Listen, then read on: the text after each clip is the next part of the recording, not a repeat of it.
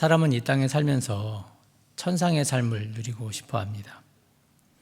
이 천상의 삶을 우리는 하늘나라라고 합니다. 하늘나라는 하늘에 있는 나라라는 말이 될 수 있지만 하늘에나 있을 법한 이상적인 것이 이 땅에 이루어지는 상태를 말합니다.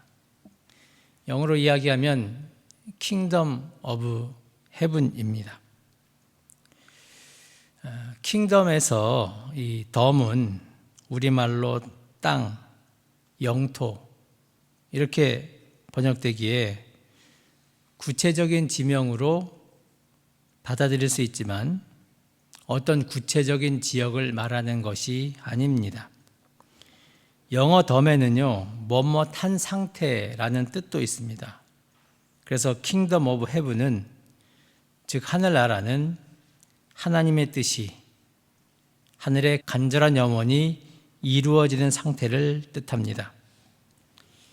자, 2023년 우리 교회 표어가 하나님의 뜻을 이루는 신앙 공동체입니다. 이 표어는 이 땅을 하나님 나라로, 우리의 삶을 천상의 삶으로 만들자는 의미입니다. 자, 한 해가 시작하는 오늘 이 표어를 마음에 담고 이 땅을 하늘나라로 일구는 우리 드림교회 공동체가 되기를 소망합니다. 오늘 말씀은 사무엘이 다윗을 차기 이스라엘의 왕으로 선택하는 그런 결정적인 계기를 담고 있습니다. 원래 이스라엘은요, 왕이 필요 없었습니다. 왜냐하면 하나님께서 이스라엘의 왕이 됐기 때문입니다.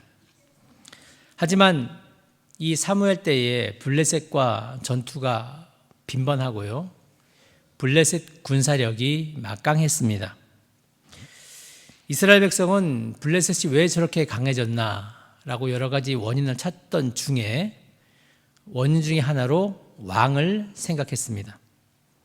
블레셋에는 왕이 있고 이스라엘에는 왕이 없었기 때문에 군사력으로 밀리고 있다, 이렇게 생각한 것입니다. 그래서 그들은 강한 카리스마로 자신들을 이끌 군사적인 리더가 필요하다는 공감대를 형성했고, 그리고 그들은 곧 사무엘에게 그런 왕을 요구하였습니다. 사무엘의 입장에서 인간의 왕을 요구하는 것이 마음에 들지 않았지만 하나님의 허락을 받아서 그 요구를 들어주게 됩니다. 결국 사울이 이스라엘의 초대 왕이 되는데, 사실 여기에는요, 사무엘이 정치적인 안배가 들어 있습니다. 사무엘상 9장 1절 말씀에 보면요, 베냐민 지파의 기스라 이름하는 유력한 사람이 있으니 그는 아비엘의 아들이요 스롤의 손자요 베고라스의 증손이요 아비야의 현손이며 베냐민 사람이더라, 이렇게 이야기를 하고 있습니다. 사울은 베냐민 지파 사람입니다. 베냐민 지파는요, 이제 사울도 언급하지만 12지파 중에서 세력이 가장 약한 지파였습니다. 만약에 세력이 가장 큰 유다 지파 중에서 왕이 나온다고 한다면 다른 지파 중에서 불만이 일어날 것을 대비해서 가장 만만한 지파 중을 골라서 거기에서 왕을 세운 것입니다. 여기까지는 문제가 되지 않습니다. 문제는 바로 다음입니다. 사무엘상 9장 2절에 보면요, 기스에게 아들이 있으니 그 이름은 사울이요 준수한 소년이라. 이스라엘 자손 중에 그보다 더 준수한 자가 없고 키는 모든 백성보다 어깨 위만큼 더 컸더라, 이렇게 이야기를 하고 있습니다. 사울은 준수한 소년이고 키가 모든 백성보다 어깨 위만큼 더 컸다고 그렇게 이야기를 하고 있습니다. 정치적 안배 외에 사무엘이 사울을 왕으로 점찍은 이유는 바로 외모에 있었습니다. 그리고 바로 여기에 그의 실수가 있습니다. 사람이 사는 사회에는 통념이 있습니다. 누구나 일반적으로 하는 그런 생각입니다. 예를 들어서 어떤 사람이 정치를 해야 되고 어떤 사람이 장군이 돼야 한다, 이런 것들입니다. 그리고 이런 통념이 사람의 머리에 박히면 그 생각대로 모든 것을 판단합니다. 다른 이야기가 들어와도 듣지를 않습니다. 심리학 용어 중에 칵테일 파티 효과라는 말이 있습니다. 파티나 잔치자리처럼 여러 사람이 모여서 많은 이야기를 하고 있는데, 근데 유독 내가 관심 있는 이야기만 듣는다는 것입니다. 예를 들어서 어떤 사람이 내 이름을 부른다거나, 아니면 지금 주식 투자에 굉장히 혈안이 된 사람이 있는데 어떤 사람이 삼성전자 주식 이런 말만 나오면 다른 사람의 소리는 들리지 않고 오로지 그런 소리만 듣는 것을 이야기합니다. 수많은 대화가 오가는 중에 한 가지 주제에만 집중하고 나머지 대화들은 배경이나 잡음 처리해 버리는 것입니다. 이처럼 사람은요, 자신이 듣고 싶은 이야기만 듣고 또 보고 싶은 것만 봅니다. 이런 것이 바로 확증 편향입니다. 이 확증 편향이라는 것은 무슨 말이냐면, 사람이 간절히 바라는 것이 있다면 그것에 따라서 결론을 내리게 된다는 것입니다. 즉 이미 결론을 정해놓고요, 그 결론에 타당한 이야기면 듣고, 아무리 이상적이고 현실로서 최고의 그 해결책이라고 해도 내 결론과 맞지 않으면 그런 이야기를 듣지 않는 것을 이야기합니다. 그러니까 우리 생각에는 우리가 이성적으로 살고 있다 생각하지만 그렇지 않다는 것입니다. 우리도 모르는 사이에 보이지 않는 색안경을 끼고 있습니다. 만약 우리가 파란색 안경을 끼고 있다면 이 세상이 온통 파란색으로 보이고, 빨간색 안경을 끼고 있다면 빨간색으로 보입니다. 그리고 깨진 안경을 가지고 있다면 이 세상이 온통 금이 나 있는 것처럼 보이게 마련입니다. 이렇게 되면 제대로 된 판단을 하지 못합니다. 하나님의 충실한 종 사무엘이었지만 그도 보이지 않는 색 안경을 끼고 있었습니다. 전쟁에서 필요한 사람은 강력한 육체에 강한 카리스마로 무장해야 한다는 통념입니다. 그러나 이런 선택은 곧 실패였다는 것을 깨닫게 됩니다. 사무엘상 13장에 보면 사울은 블레셋과의 싸움을 앞두고 있었습니다. 사무엘이 와서 이 제사를 드려야 되는데 사무엘이 말한 그 기간에 돌아오지 않자 사울은 직접 자신이 제사를 드리게 됩니다. 이런 모습은 단순히 사무엘이 없기 때문에 어쩔 수 없이 제사를 드린다는 의미가 아니라, 군사력을 마음대로 할 수 있는 사람이 이제는 사제권까지 스스로 획득하려고 했다는 것입니다. 그리고 사무엘상 15장에서 아말렉과의 전투에서 사무엘은 모든 것을 진멸해라, 다 죽여라, 이렇게 이야기를 하지만 사울은 전쟁에서 승리한 후에 좋은 것은 놔두고 하찮은 것만 진멸했다고 그렇게 이야기를 합니다. 그리고 하나님으로부터 이런 탄식이 나옵니다. 내가 사울을 왕으로 세운 것을 후회한다. 하나님께서 보시기에 사울은 이스라엘의 왕으로 낙제입니다. 그래서 이제 이스라엘에 새로운 왕이 필요했습니다. 사무엘이 하나님께 베들레헴 이새의 아들 중에 왕이 될 제목이 있다는 이야기를 듣고 베들레헴에 이르러 이새와 아들을 만났습니다. 그리고 첫째, 엘리압을 보자마자 마음에 들었습니다. 자신이 보기에 왕이 될 만한 인물이었습니다. 사무엘은 이미 사울이라는 한 번의 실수가 있었는데도 타산지석으로 삼지 못하고 여전히 자신이 끼고 있는 색안경으로 바라보고 있습니다. 왕은 건강하고 인물이 출중해야 한다는 안경입니다. 이런 사무엘에게 하나님께서 오늘 말씀을 전하십니다. 그의 용모와 키를 보지 말라. 내가 이미 그를 버렸노라. 내가 보는 것은 사람과 같지 아니하니 사람은 외모를 보거니와 나 여호와는 중심을 보느니라. 사람은 색안경을 낀 눈으로 세상을 보지만 하나님은 그 대상, 그 사람의 마음을 보신다고 그렇게 이야기를 하고 있습니다. 중심, 이 말을요 히브리어로 레바브라고 하는데 1차적인 뜻은 심장이라는 말입니다. 하지만 더 깊은 의미로 들어가게 되면요, 사람의 감정, 감각, 그리고 그 사람의 진심이라는 뜻까지 가지고 있습니다. 하나님은 그 사람의 진심을 보신다는 말씀입니다.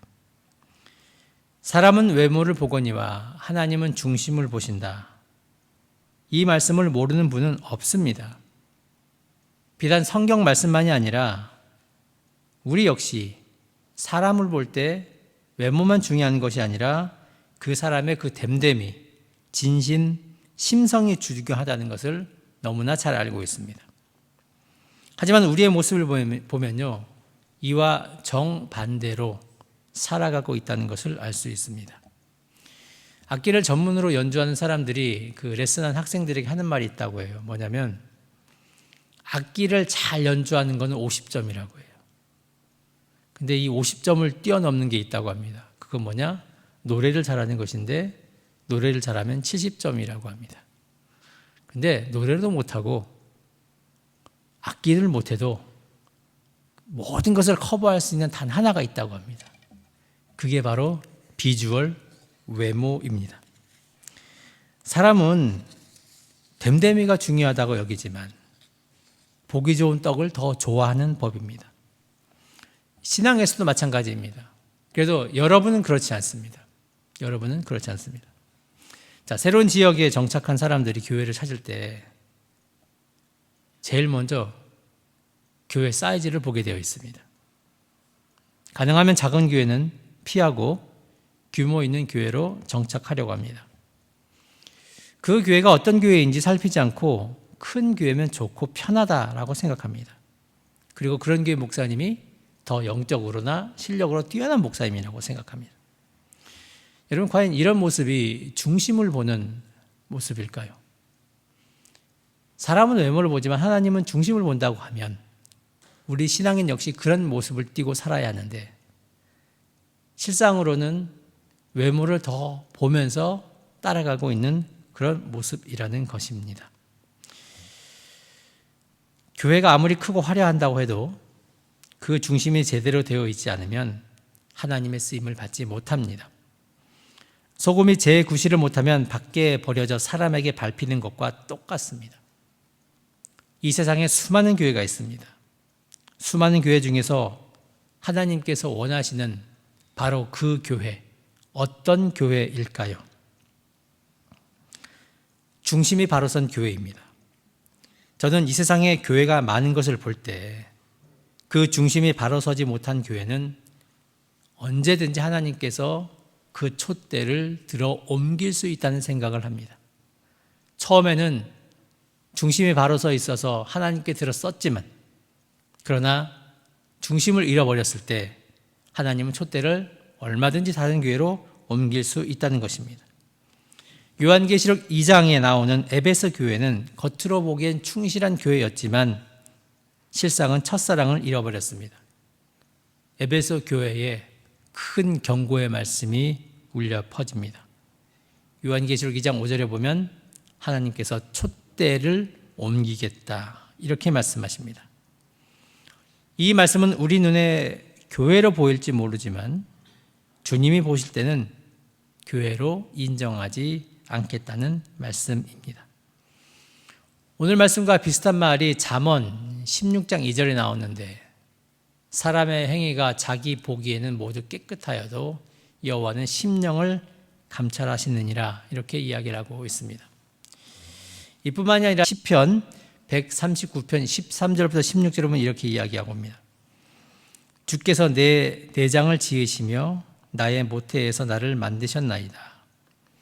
내가 주께 감사하옴은 나를 지으심이 심히 기묘하심이라. 주께서 하시는 일이 기이함을 내 영혼이 잘 아나이다. 내가 은밀한 데서 지음을 받고 땅의 깊은 곳에서 기이하게 지음을 받았을 때에 나의 형체가 주의 앞에 숨겨지지 못하였나이다. 내 형질이 이루어지기 전에 주의 눈이 보셨으며 나를 위하여 정한 날이 하루도 되기 전에 주의 책에 다 기록되었나이다.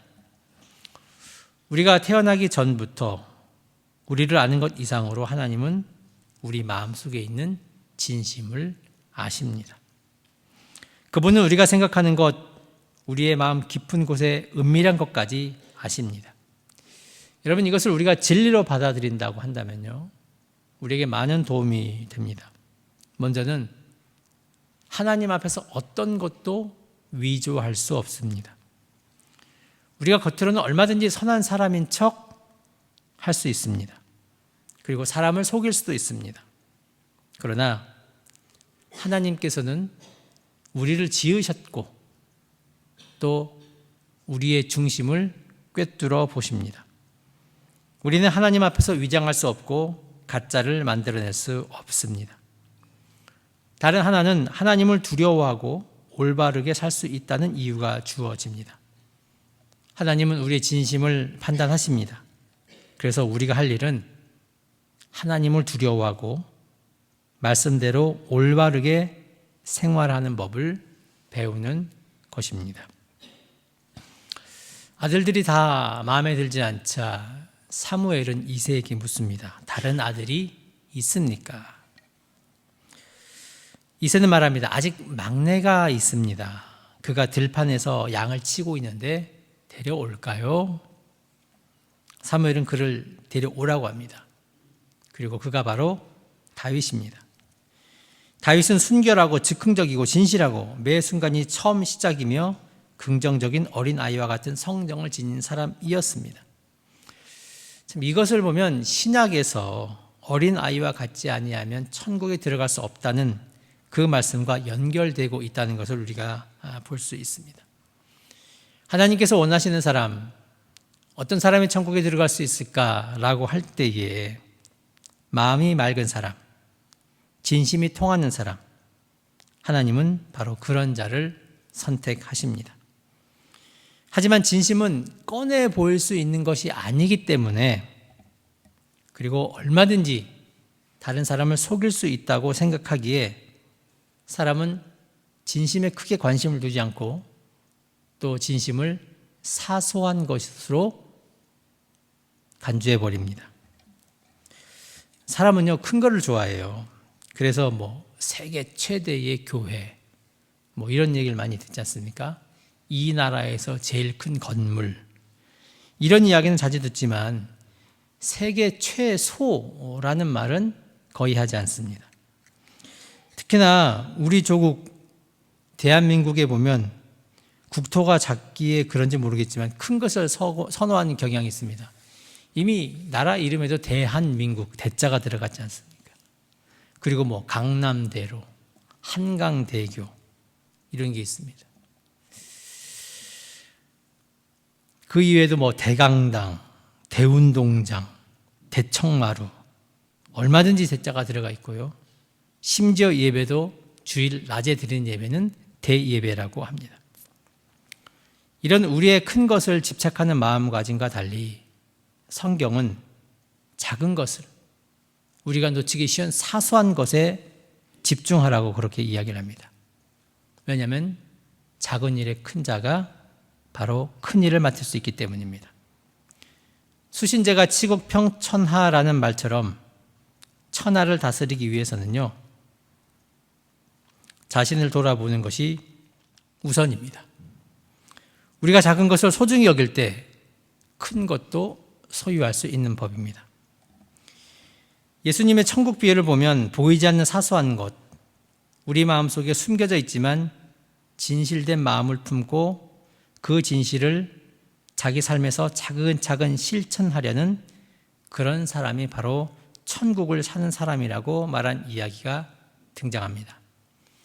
마가복음 4장 30절부터 32절 말씀입니다. 또 이르시되 우리가 하나님의 나라를 어떻게 비교하며 또 무슨 비유로 나타낼까? 겨자씨 하늘과 같으니 땅에 심길 때에는 땅 위의 모든 씨보다 작은 것이로되 심긴 후에는 자라서 모든 풀보다 커지며 큰 가지를 내나니 공중의 새들이 그 그늘에 깃들일 만큼 되느니라. 우리가 하나님의 나라라고 하면 이 나라라는 말 때문에요, 큰 것으로 우리에게 다가오는데, 예수께서는 하나님의 나라를 아주 작은 겨자씨로 비유하고 있습니다. 겨자씨는 가장 작은 것이라고 그렇게 이야기를 하고 있습니다. 그런데 왜 이렇게 작은 겨자씨가 하늘나라입니까? 독일의 건축가 미스판데어 로에라는 사람이 있는데요, 이 사람이 이런 말을 했습니다. 신은 사소한 것에 있다. God is in details. 여기서 말하는 이 디테일, 사소한 것이 바로 겨자씨입니다. 디테일은 사소한 것인데, 사소한 것은 사소한 것으로 끝나는 것이 아니라 우리 마음속에 담을 때 그 사소한 것은 위대한 것으로 변합니다. 겨자씨는 0.1mm 밖에 되지 않는 사소한 것입니다. 그러나 그것은 관목 중에서 가장 큰 3m의 나무가 되어서 그 안에 새가 깃들고 노래하는 쉼터가 됩니다. 여러분, 하나님의 나라는요, 작은 것에서 출발한다는 것입니다. 요한복음 1장 46절에 보면 나다나엘이 빌립에게 이렇게 이야기하죠. 나사렛에서 무슨 선한 것이 날 수 있겠느냐. 당시 사람들의 눈에 보기에 예수께서는 시골에서 목수일을 하던 무명의 존재, 곧 겨자씨와 같은 존재에 불과했습니다. 예수의 제자들 역시 마찬가지입니다. 그 수가 고작 12명입니다. 그리고 그 사람들이 글자를 아는지조차 잘 모르겠습니다. 하지만 시작은 미미했지만 나중에는 심히 창대해지는 것이 바로 하나님 나라의 특성입니다. 따라서 우리 눈앞에 보이는 현실이 겨자씨처럼 미미할지라도 절망할 필요가 없습니다. 낙심할 필요가 없습니다. 또 하나님이 나에게 맡겨주신 하나님의 일이 겨자씨처럼 하찮게 보인다고 할지라도 그것을 소홀히 여기지 말아야 합니다. 그것을 통해서 하나님 나라가 싹트고 확장되어 나가기 때문입니다. 천리길도 한 걸음부터 한 방울의 물이 모여서 태평양을 이룹니다. 가끔 눈이 많이 쌓여서 나무가지가 부러진 걸 우리가 볼 수 있죠. 이 눈 한 방울이 얼마나 무게가 됩니까? 하지만 이것이 차곡차곡 쌓이다 보면 부러지지 않을 그 나무를 부러뜨리게 된다는 것이죠. 천국은 바로 우리 마음속에 사소하지만 절대 사소하지 않는 우리의 겨자씨만한 진심에 담겨 있습니다. 그 진심만이 우리가 이 세상에 살면서 천국을 살 수 있는 유일한 비결이자 유일한 안식처가 되는 것입니다. 겨자씨는 우리 마음속에 있는 진심과 같습니다. 겨자씨는 그 진심, 자기 삶에서 가장 중요한 것이 무엇인지 알아내고 그것을 내 삶에서 매일 완벽하고 그리고 겸손하게 행하는 그런 삶의 태도입니다. 우리는 세상을 눈으로 보십니까? 아니면 우리의 마음으로 보십니까? 우리는 하나님처럼 사물과 사람의 겉모습이 아니라 그 중심을 보고 계십니까? 그리고 그 중심 안에 있지만 겨자씨만한 그 사소함을 보십니까? 신앙인은 하나님처럼 외모를 보는 것이 아니라 중심, 그 진심을 볼 수 있어야 합니다. 우리가 그런 사소한 것을 볼 때 우리는 이 땅에서 천국의 삶을 살 수 있습니다. 그리고 우리가 하는 사소한 말과 행동이 천국이 될 수 있는 거룩한 씨앗이 될 수 있습니다. 하나님의 뜻을 이루는 신앙 공동체, 여러분, 이런 신앙 공동체는 진심으로 하나님을 대하고 사람을 대하고 그 사소한 것을 소중히 여길 때 이루어집니다. 2023년 하나님의 뜻을 이루는 저와 여러분이 되기를 소망합니다. 자, 우리 하나같이 통성으로 기도하겠습니다.